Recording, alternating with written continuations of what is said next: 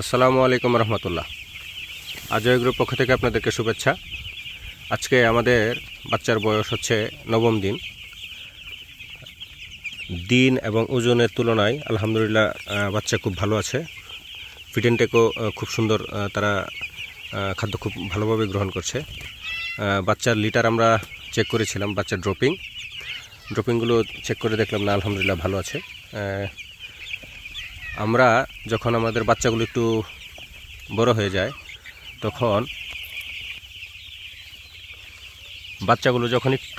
যায় তখন ঘরে প্রচুর পরিমাণে অ্যামোনিয়া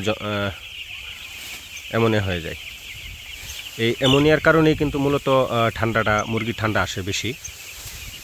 তখন আমরা যে কাজটি করি সবসময়, এই যে ধানের তুষগুলো আছে, দিনের বেলায় 2 বার করে, সকালে একবার, সন্ধ্যায় একবার করে তুষগুলো এভাবে পা দিয়ে উলট পালট করে দিই।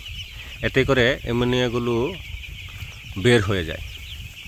আপনারাও চেষ্টা করুন আপনাদের খামারে এইভাবে অ্যামোনিয়াগুলো দূর করার খুব সুন্দর একটা পদ্ধতি। যারা আপনারা অ্যামোনিয়া দূর করতে চান, ঘরে গ্যাস হয়, তারা অনেক সময় অনেক মেডিসিন ইউজ করে থাকেন, অনেক ওষুধ ব্যবহার করে থাকেন।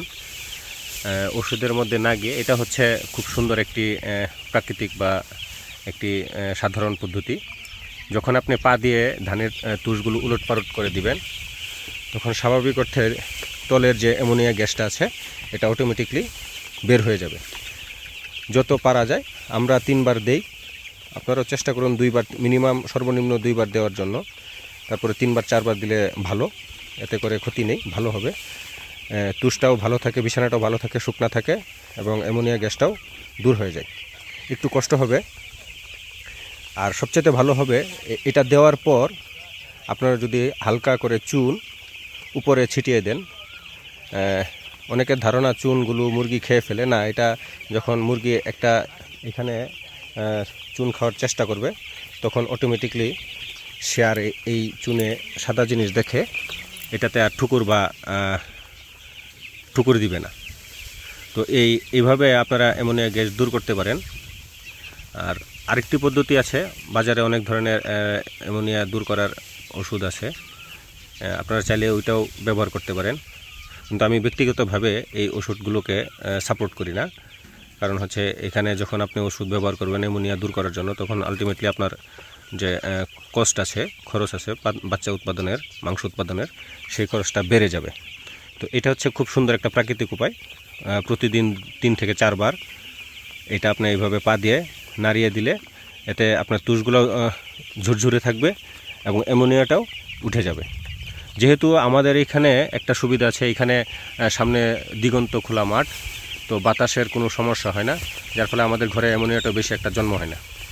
তো সেই ক্ষেত্রে অনেকের দেখা গেছে যে বাতাস চলাচলের পর্যাপ্ত জায়গা নাই, কিন্তু সেই ক্ষেত্রে সেই খামারগুলোতে বাচ্চা আসলে বেশি একটা আশানুরূপ ফলাফল পাওয়া যায় না। অবশ্যই আপনারা যখন নতুন খামারি ভাইরা খামার করার চিন্তা ভাবনা করবেন বা মুরগি লালন পালন করার চিন্তা ভাবনা করবেন, অবশ্যই আপনারা খামারের প্রথমে যে জায়গাটা, এটা সঠিক একটা জায়গা নির্বাচন করুন, খোলা জায়গা, যাতে করে আপনার বাতাস একদিক দিয়ে ঢুকতে পারে আর অন্য দিক দিয়ে বের হতে পারে।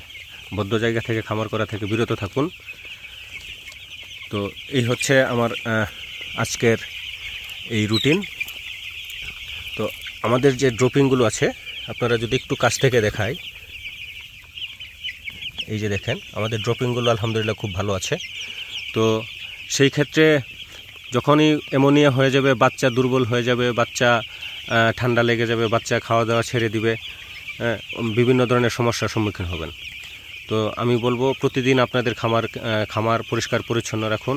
আর অ্যামোনিয়া দূর করার জন্য সর্বনিম্ন 3 থেকে 4 বার, 3 থেকে 4 বার আপনারা পা দিয়ে এইভাবে তুষ উলট পালট করে দিন। এতে করে আপনার ঘরের যে অ্যামোনিয়া আছে এটা অনেকাংশে কমে যাবে। এইভাবে একটু কষ্ট হবে। আমরা দেখেন এই যে পানির পাত্র এইভাবে হাতে নিয়ে তারপরে উলট পালট করে দিচ্ছি। তো এই ছোট ছোট কাজগুলি যখন করবেন, আপনার ঘরের যে অ্যামোনিয়া আছে এটা কিন্তু চলে যাবে। আর যদি এটার উপরে নাড়া দেওয়ার পরে এটার উপরে যদি একটু চুন দিতে পারেন, চুন প্রতিদিন দেওয়ার প্রয়োজন নাই, 7 দিন 8 দিন পর পর একটু অল্প অল্প করে চুন ছিটিয়ে দিলে এতে করে আরও সুন্দর ভালো ফলাফল পাওয়া যায়। আজকে আমাদের হাতে চুন নেই, যার ফলে আমরা দিতে পারছি না। আমরা 2-1 দিনের মধ্যে চুন দিব, তখন আপনাদেরকে আমরা আমাদের ভিডিওর মাধ্যমে দেখাবো। আর অবশ্যই ব্রয়লারের বাচ্চা একটু অলস প্রকৃতির হয়ে থাকে, আপনারা সবসময় চেষ্টা করবেন ব্রয়লারের বাচ্চা অন্তর 20 মিনিট পর পর বাচ্চাগুলোকে একটা কিছু দিয়ে নাড়িয়ে দেওয়ার জন্য, এতে করে বাচ্চা উঠে যাবে, উঠে তারা খাওয়া শুরু করবে। তো এইভাবে আপনারা ব্রয়লার লালন পালন করতে পারেন। তাছাড়া বিভিন্ন ব্রয়লারে বিভিন্ন প্রকার রোগবালাই দেখা দেয়। ব্রয়লারে সাধারণত সালমোনেলা, ইকোলাই এই ধরনের রোগগুলোই বেশি প্রাদুর্ভাব হয়ে থাকে। তো সেইগুলো থেকে বাঁচার জন্য একটা ভিডিও আমি আগামীতে তৈরি করব ইনশাল্লাহ। এই বিষয়ে নিয়ে আমি বিস্তারিত কথাবার্তা বলবো আপনাদের সাথে। আর আজকের যে আমাদের বাচ্চাগুলো আছে এগুলো আপনারা হয়তো একটু খেয়াল করলে দেখতে পারবেন, বাচ্চাগুলো অনেক হাঁপিয়ে যাচ্ছে, কারণ বাইরে একটু ভ্যাপসা গরম আছে, ওয়েদার ঠান্ডা কিন্তু একটু গরম আছে। আর বাচ্চাগুলো একটু গাদাগাদি হয়ে গেছে আমার কাছে মনে হচ্ছে। আমরা আগামীকালকে বাচ্চাগুলো শিফট করে ফেলবো। এই ঘর থেকে আমাদের ওই যে খামারটা দেখতে পাচ্ছেন ওই ঘরে নিয়ে যাব আমরা বাচ্চা। ওই ঘরে নিলে আমরা পর্যাপ্ত পরিমাণ জায়গা পেয়ে যাব। আজকে এখানেই বাচ্চাগুলো এখানে রাখবো, আগামীকালকে সন্ধ্যার মধ্যে আমরা বাচ্চাগুলো সরিয়ে ফেলবো এখান থেকে। তো এখানে দেখা গেছে এইভাবে আপনারা যারা নতুন খামারি ভাইয়েরা আছেন, এইভাবে আপনারা চাইলে লালন পালন করতে পারেন, বা অভিজ্ঞ যারা পার্সন আছে আশেপাশে অভিজ্ঞ খামারি তাদের কাছ থেকে আপনারা পরামর্শ নিতে পারেন। যদি ভাবেন যে আপনাদের কোনো পরামর্শ প্রয়োজন আছে আমাদেরকে অবশ্যই জানাবেন, আমরা চেষ্টা করব আপনাদের উত্তর দেওয়ার জন্য। গতকালকে যেমন এক ভাই আমাদের ভিডিওতে কমেন্টস করেছিলেন যে একটা বাচ্চার জন্য কতটুকু জায়গার প্রয়োজন। একটা বাচ্চার জন্য আসলে 2 সপ্তাহ বয়স পর্যন্ত আপনারা 0.5 স্কোয়ার ফিট পার বাচ্চার জন্য জায়গার প্রয়োজন। আর যদি একটু বেশি দিতে পারেন সমস্যা নেই, তারপরেও মিনিমাম 0.5 স্কোয়ার ফিট 14 দিন বয়স পর্যন্ত একটা ব্রয়লার মুরগি বাচ্চার জন্য 0.5 স্কোয়ার ফিট জায়গা বরাদ্দ রাখতে হবে। তো এই ছিল আজকের মতো ভিডিও। আমাদের ভিডিও যদি ভালো লেগে থাকে অবশ্যই আমাদের সাথে থাকুন, আমাদেরকে সাপোর্ট করুন। ধন্যবাদ সবাইকে। আসসালামু আলাইকুম।